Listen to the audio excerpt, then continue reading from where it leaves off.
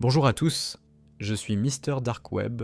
Aujourd'hui, nous avons une histoire sur la façon dont une décision risquée peut bouleverser la vie d'un talentueux spécialiste en informatique. Imaginez, votre carrière est en plein essor, vous travaillez sur le projet de vos rêves et tout se passe comme sur des roulettes. Mais que se passe-t-il si une mauvaise décision peut fondamentalement ruiner votre vie? Alexandre était un développeur d'applications mobiles prospères à qui on avait confié un projet très sérieux et coûteux. Mais sa passion pour les connaissances interdites et sa soif de gains rapides se sont révélées fatales. Lorsque les recoins sombres d'Internet ne sont plus seulement un passe-temps, mais deviennent une dépendance dangereuse, les conséquences peuvent être dévastatrices. Des amis virtuels, des offres alléchantes et l'illusion de contrôler la situation, tout cela l'a poussé à faire un pas qui s'est transformé en catastrophe. Un seul fichier, une petite clé USB, une tentative de gain facile, et tout son succès s'est évaporé, ne laissant que le chaos. Avant de commencer, n'oubliez pas de mettre un like et de vous abonner à la chaîne. Votre soutien est la meilleure motivation pour créer du contenu. Croyez-moi, c'est l'une de ces leçons qu'il vaut vraiment mieux apprendre des erreurs des autres plutôt que de faire les siennes. Prêts à découvrir comment la soif de profit immédiat peut transformer le succès en cauchemar sans fin? Alors commençons. Je m'appelle Alexander et je me suis toujours considéré comme un bon informaticien. Ma carrière a commencé avec succès. J'ai travaillé pour une entreprise qui développait des applications mobiles. Un jour, on nous a confié un projet de rêve, créer une application de jeu d'argent en ligne pour un acteur majeur de ce marché. C'était l'occasion de prouver de quoi j'étais capable et d'évoluer professionnellement. Dès le début du projet, nous avons tous été soumis à un cadre strict. Nous avons signé un NDA, un accord de non-divulgation. Ce document nous oblige à ne divulguer aucune information sur le projet. Sur le papier, tout semblait simple. Il était interdit de partager des informations avec quiconque en dehors de l'équipe et de les utiliser à des fins personnelles. Mais comme c'est souvent le cas, une seule erreur peut faire tomber toutes les règles. En plus de mon travail, j'avais un passe-temps apparemment banal qui, comme il s'est avéré plus tard, est devenu le point de départ de tous mes problèmes. J'étais un utilisateur actif d'un forum populaire sur le Darknet. Pour moi, ce n'était pas seulement un divertissement. J'absorbais littéralement les articles et les discussions, je plongeais dans les détails des histoires des autres, et je m'imprégnais de l'atmosphère d'une communauté fermée.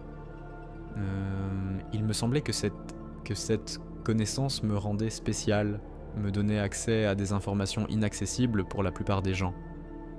Je me suis fait des amis, des personnes que je n'avais jamais rencontrées dans la vie réelle, mais avec lesquelles je pouvais passer des heures à discuter de sujets variés, des dernières technologies aux sombres secrets du monde réel.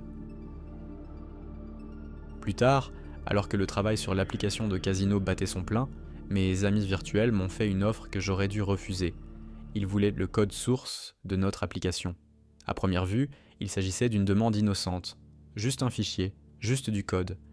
Ils m'ont expliqué qu'ils pourraient l'utiliser pour suivre les flux financiers du casino et en profiter à leur propre fin. J'ai été séduit par l'idée d'un argent facile et d'un sentiment de contrôle sur la situation. Bien sûr, ils m'ont proposé 50% des gains réalisés grâce à ce code. À l'époque, je ne me rendais pas compte des conséquences que cela pourrait avoir. La soif d'essayer quelque chose d'interdit et l'excitation de participer à quelque chose de plus que du simple développement de logiciels ont obscurci mon jugement. J'ai décidé de prendre le risque, même si je connaissais les termes stricts de l'accord de confidentialité et les conséquences possibles. Mais j'ai été pris en flagrant délit en essayant de voler le code. Cela s'est passé tard dans la soirée, alors que la plupart des employés étaient déjà rentrés chez eux, et je suis resté pour terminer quelques tâches. Ce soir-là, tout semblait parfait pour mon plan. Le bureau était presque vide. J'ai inséré la clé USB, j'ai configuré le téléchargement des données, et j'ai attendu avec impatience que le processus commence. Les plans pour l'avenir immédiat, comment répartir l'argent, quoi acheter en premier, avaient déjà commencé à me trotter dans la tête. Mais à peine 3 minutes plus tard, la porte du bureau s'est soudain ouverte. Le chef de la sécurité de l'entreprise est arrivé avec plusieurs gardes. J'ai été pris en flagrant délit, avec une clé USB dans mon ordinateur, comme lorsque j'étais enfant et que ma mère me surprenait avec un morceau de chocolat du placard, caché pour plus tard. Chez moi, assis sur le canapé, je me suis demandé comment j'avais pu me faire prendre. Ce n'est qu'après en avoir discuté avec mes amis des forums que j'ai réalisé que j'avais été naïf. Comment pouvais-je ignorer les procédures de sécurité standard de la plupart des entreprises? Les entreprises sérieuses disposent généralement de systèmes de sécurité sur leurs ordinateurs de travail. Dès que vous connectez un périphérique de stockage, un signal est envoyé au service de sécurité et le fait que vous ayez connecté un tel dispositif justifie déjà une vérification. Dans ce cas, le service de sécurité a dû recevoir un signal concernant une activité suspecte et a vérifié à distance ce que je faisais. Toutes mes excuses semblaient ridicules. Le rapport de téléchargement des données s'affichait à l'écran et les caméras de surveillance enregistraient chacun de mes mouvements. Je ne pouvais ni bouger ni nier, car ils avaient toutes les preuves. Les conséquences ont été dévastatrices. J'ai été licencié de l'entreprise avec de graves accusations. Cet événement a mis un terme à ma carrière dans l'informatique. Plus personne ne s'intéressait à mes compétences. Dès que la prochaine entreprise découvrait mon passé, la porte se refermait avec fracas. À un moment donné, j'ai compris que toute tentative de trouver un emploi normal se solderait par un échec. Aucune organisation sérieuse ne voulait s'engager avec une personne qui avait si facilement franchi la ligne pour de l'argent et qui, en plus, avait violé un accord de confidentialité. Aujourd'hui, quelques temps plus tard, je me rends compte que cette décision a été une erreur fatale. Mais à l'époque, j'essayais désespérément de trouver un moyen d'améliorer ma situation et de récupérer au moins une partie de ce que j'avais perdu. Je ne pouvais plus supporter ce fardeau, et j'ai décidé de recourir à des méthodes radicales, nettoyer ma réputation numérique. Mais l'histoire ne faisait que commencer. Après avoir perdu mon emploi et ma réputation, mon monde a commencé à s'écrouler. Je postais sur des sites d'emploi, j'envoyais des CV, mais chaque fois, je recevais des refus ou un silence en retour. Toutes mes tentatives pour me remettre sur pied semblaient vaines, et cela me rongeait de l'intérieur. J'ai dû chercher des emplois temporaires et accepter toutes les tâches qui se présentaient à moi. Quand personne ne veut de votre nom dans l'industrie, vous commencez à abaisser vos exigences de vie. Au lieu d'un emploi stable, avec des perspectives et un emploi du temps normal, je me suis retrouvé dans une situation où toute chance de gagner de l'argent était déjà un succès. Après mon licenciement, j'étais désespéré, mais je devais vivre d'une manière ou d'une autre. J'ai donc commencé à accepter tous les emplois à temps partiel pour me maintenir à flot. Au début, sauf si j'ai essayé de trouver quelque chose en rapport avec mes compétences en informatique. Programmer, installer des ordinateurs, corriger des erreurs dans les projets d'autres personnes. J'ai accepté des petits boulots en freelance. Réparer des bugs dans le code, écrire des scripts simples, créer des sites web pour de petites entreprises. Pour chaque projet, j'étais payé des sommes ridicules, de 30 à 50 $ pour quelques heures de travail. Mais ce travail était rare. En moyenne, je gagnais environ 50 $ par jour. La plupart des projets étaient attribués à ceux qui étaient prêts à travailler pour rien, quelle que soit leur expérience ou leur portfolio. Avant, quand je travaillais pour une entreprise, mon salaire annuel avoisinait les 90 000 $ avec toutes les primes et les bonus. Aujourd'hui, en tant que freelance, je gagnais à peine quelques centaines de dollars par semaine, et ce, les bons jours. Chaque jour, il devenait évident que la vie normale m'avait tourné le dos. Un soir, je me suis assis devant mon ordinateur, parcourant les forums du Darknet dans l'espoir d'obtenir des réponses.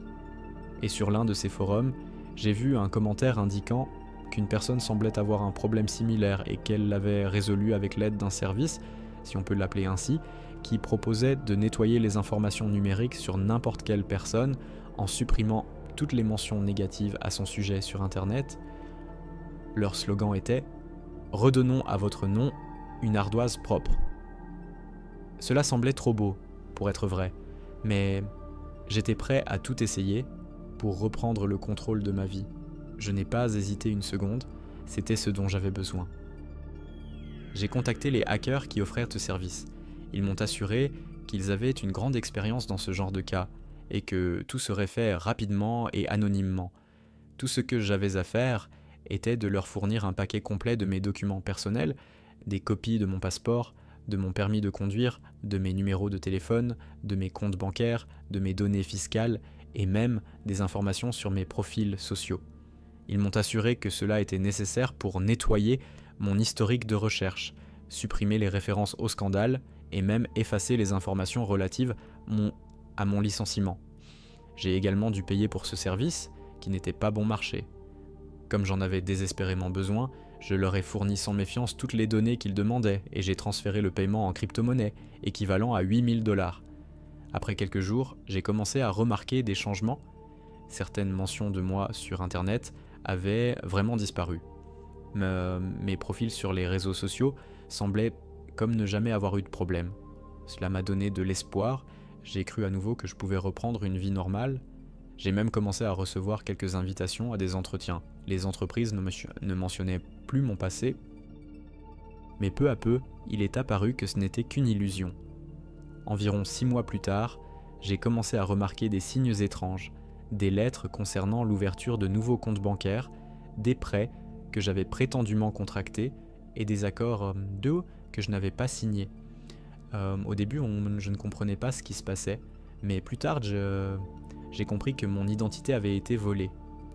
Les hackers à qui j'avais confié ma vie avaient utilisé mes données pour commettre des fraudes et j'étais devenu le principal suspect de nombreux crimes dont je n'étais même pas au courant. L'enquête a commencé, la police m'a contacté et m'a posé des questions qui m'ont troublé. J'ai été impliqué dans des affaires de fraude et de blanchiment d'argent. Vous savez, quand vous commencez à avoir des problèmes avec la police, cela ressemble d'abord à un mauvais rêve. On pense qu'il s'agit d'un malentendu, que tout va s'arranger et qu'on va pouvoir reprendre le cours de sa vie. Mais en réalité, tout est complètement différent. Pour la première fois, j'ai reçu une visite à mon domicile. 2 inspecteurs en civil, mais dont l'assurance et le ton ne laissaient aucun doute sur le fait qu'ils avaient l'habitude de traiter avec des criminels typiques. Ils ont commencé par des questions simples. Ils m'ont demandé si je savais quelque chose sur les comptes bancaires que j'avais ouverts, si j'avais des informations sur les prêts qui avaient été accordés à mon nom.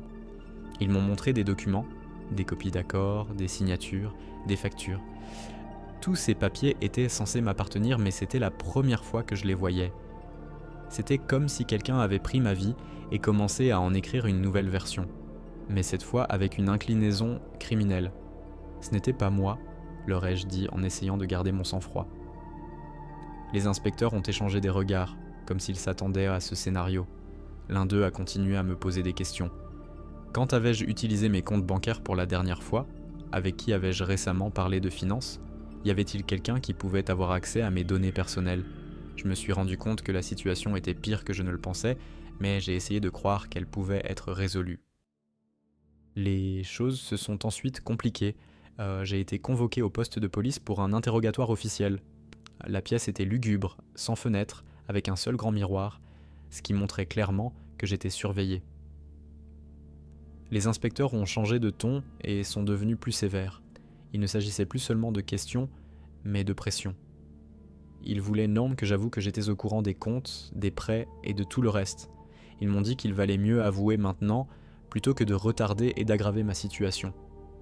Je me suis assis en face d'eux et j'ai essayé de répondre clairement, mais plus ils insistaient, plus mes pensées devenaient confuses.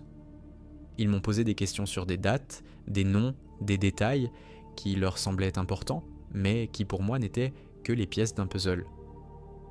L'une des questions qui m'a laissé perplexe était la suivante. Pourquoi avez-vous ouvert des comptes en si grand nombre et dans de tels endroits? J'ai alors réalisé qu'il ne s'agissait pas d'1 ou 2 comptes, mais de dizaines. Ils provenaient de banques différentes et portaient des noms différents, mais tous contenaient mes données. Il est alors devenu clair qu'il ne s'agissait pas seulement de l'argent qu'ils m'avaient volé et des prêts qu'ils avaient décontractés en mon nom, mais aussi du blanchiment de millions de dollars. Ils m'ont montré des accords signés, des contrats de prêt, tous des documents qui semblaient plus que convaincants. Mes initiales, ma signature, mais je ne les avais jamais signés. C'était comme être pris dans un piège que l'on s'était fabriqué soi-même sans même se rendre compte de comment cela s'était passé. Chaque nouvelle question était comme un coup qui faisait tomber les derniers vestiges de stabilité sous mes pieds. Les inspecteurs voulaient savoir si j'avais été en contact avec quelqu'un qui pouvait aider à créer de faux documents ou si j'avais collaboré avec des pirates informatiques. Je me suis souvenu du moment où j'avais donné mes données à ces types du Darknet, et la prise de conscience a commencé à me frapper comme un coup de feu dans l'obscurité. J'avais remis ma vie entre leurs mains, pensant qu'ils se contenteraient d'effacer les informations inutiles, mais ils m'avaient au contraire utilisé pour leur combine.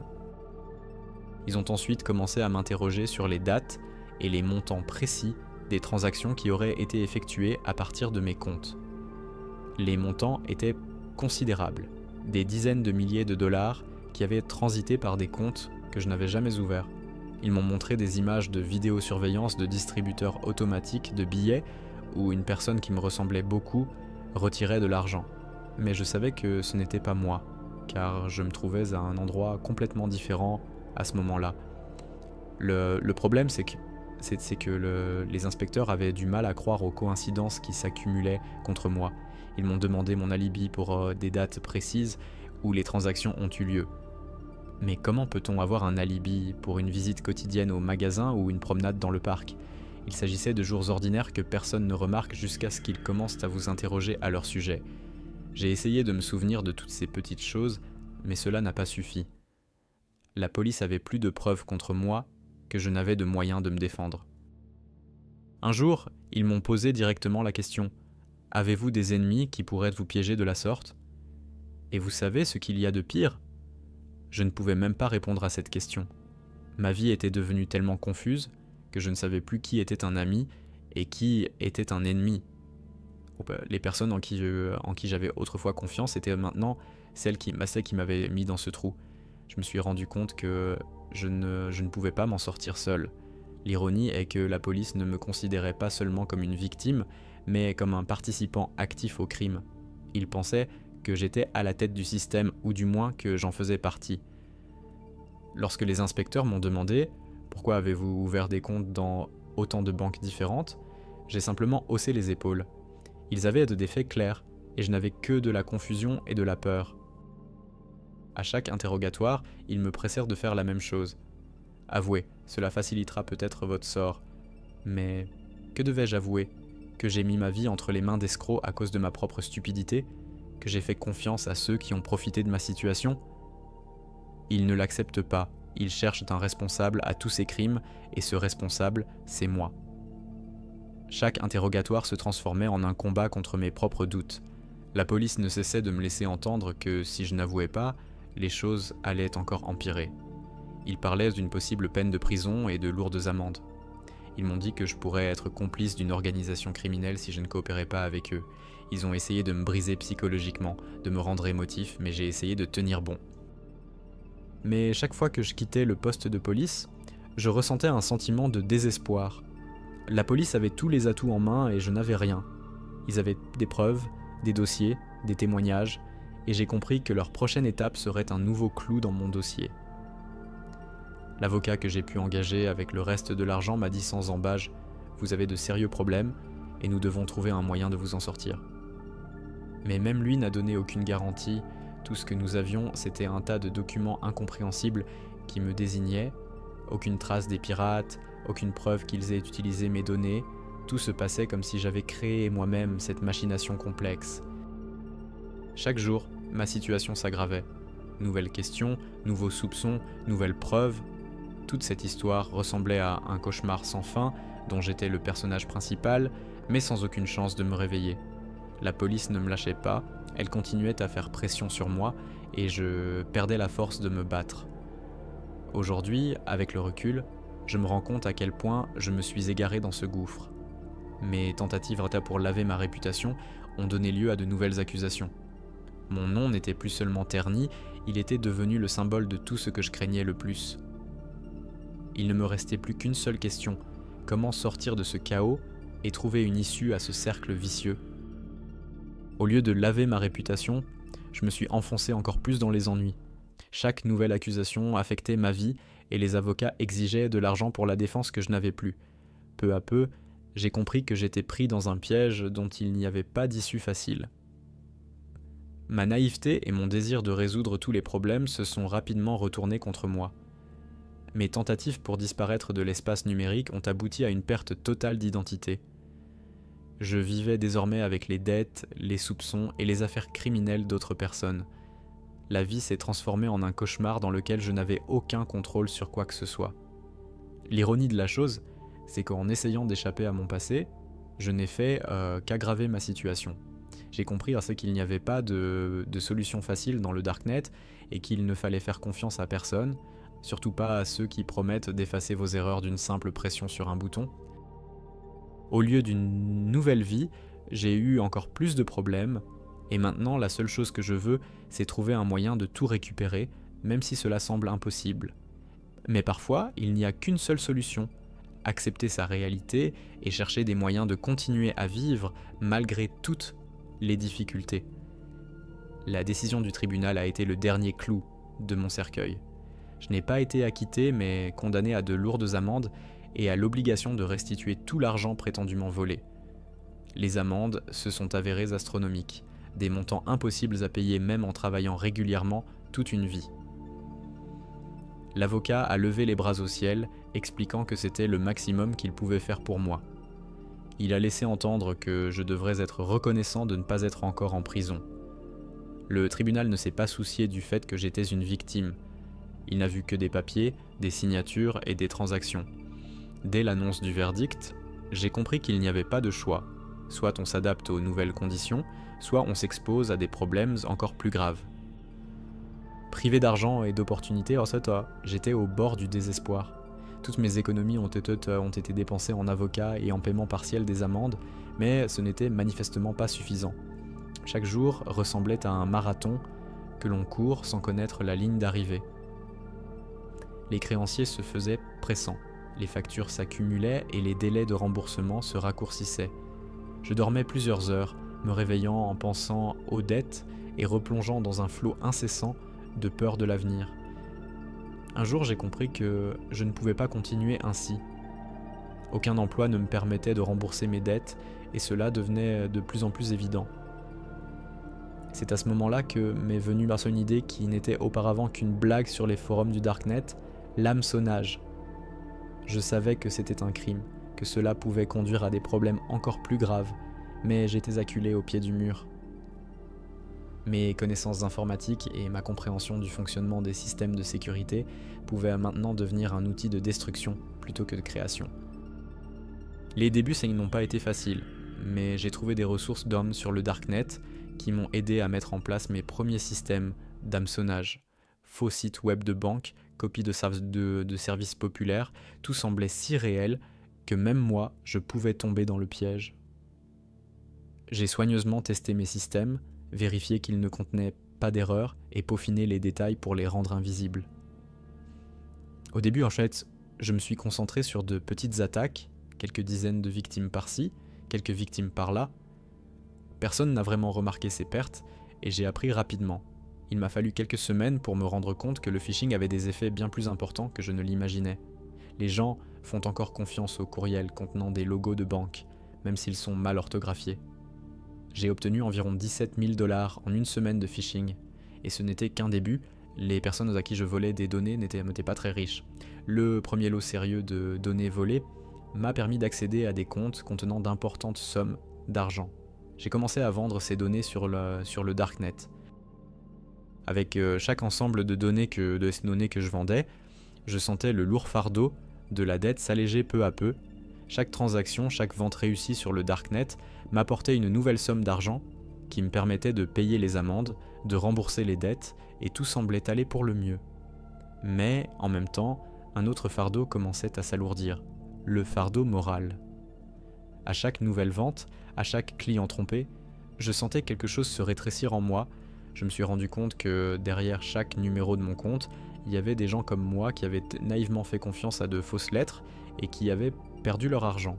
J'ai vu les listes de comptes bancaires que je vendais et j'ai su que derrière ces chiffres se cachaient les tragédies personnelles de quelqu'un. Peut-être les dernières économies d'une personne âgée qui voulait assurer son avenir, ou l'argent d'une jeune famille qui épargnait pour une nouvelle maison. Et cela commençait à m'oppresser de l'intérieur. Au début, j'ai essayé de ne pas y penser, d'écarter ces pensées, en me persuadant que ce n'était que du business, que je faisais ce que j'avais à faire. Mais au fond de moi, je savais que je me trompais. Chaque nouvelle vente était une petite trahison de moi-même, un rappel que j'avais depuis longtemps franchi la ligne que je croyais infranchissable. Au fil du temps, j'ai commencé à sentir ces dettes morales s'accumuler en moi. Ce n'était pas le genre de dette que l'on pouvait rembourser avec de l'argent, ni quelque chose que l'on pouvait résoudre avec des intérêts et des paiements. C'était un fardeau que l'on ressent quand on sait que ces activités nuisent aux autres, et pas seulement à soi-même.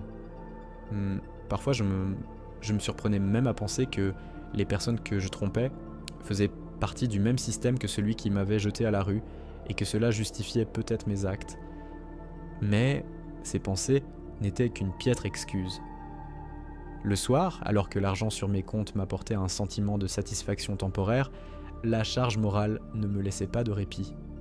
Chaque nouveau montant qui apparaissait sur mon bilan me rappelait que ce chemin n'avait pas de fin.